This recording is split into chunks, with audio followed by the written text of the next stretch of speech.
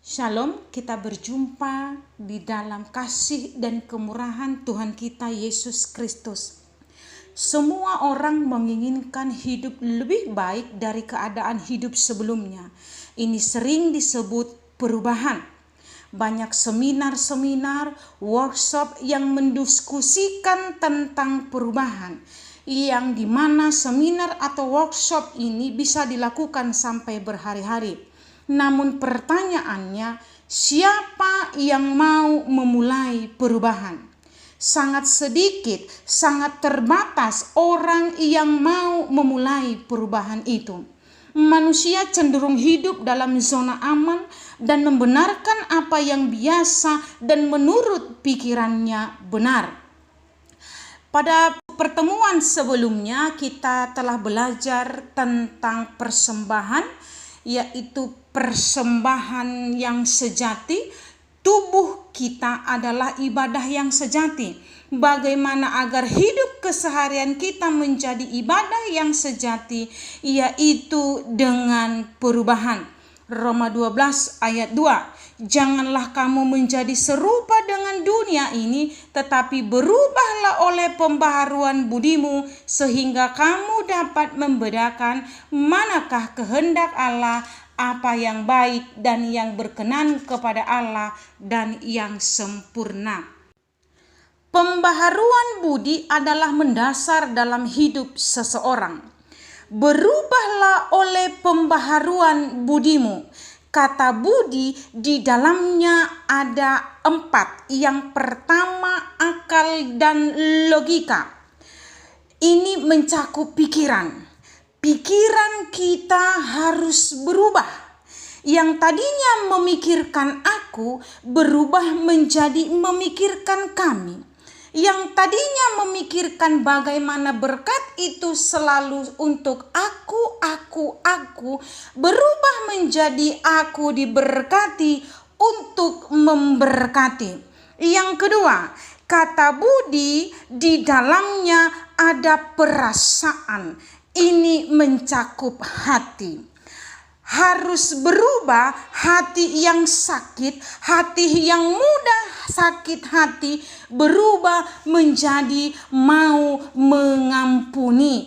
Ketiga, perubahan budi di dalamnya ada hikmat. Ini mencakup jiwa dan roh. Jiwa yang sakit berubah menjadi jiwa yang memuliakan nama Allah. Roh yang di dalam diri yang tadinya roh duniawi diubah menjadi roh kudus. Yang keempat, kata budi di dalamnya ada perubahan pengabdian. Ini maksudnya tujuan hidup. Yang tadinya tujuan hidup kita menuju dan berfokus kepada duniawi, kita ubah menjadi surgawi. Yang tadinya tujuan hidup kita menyenangkan kedagingan, kita ubah menjadi menyenangkan Allah. Perubahan budi ini harus karena kesadaran diri, bukan didorong oleh orang lain, sehingga secara total bersedia meninggalkan kebiasaan lamanya dan memulai hidup baru. Mengapa kita harus berubah? Roma 6 ayat 6 mengatakan, karena kita tahu bahwa manusia lama kita telah turut disalibkan supaya tubuh dosa kita hilang kuasanya, agar jangan kita menghambakan diri lagi kepada dosa. Kita harus berubah sebagai bukti bahwa kita sudah diampuni oleh Allah.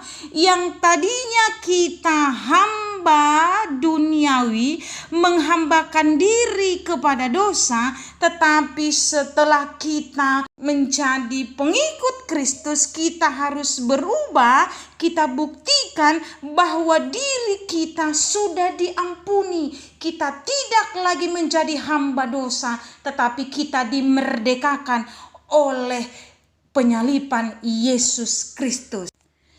Efesus 5 ayat 8.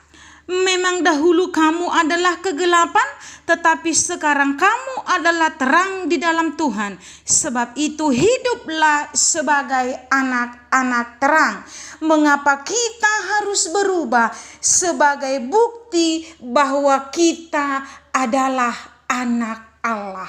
Jadi orang yang mengaku bahwa dirinya adalah anak Allah, bahwa dirinya adalah pengikut Kristus, dia harus membuktikan melalui perubahan dirinya.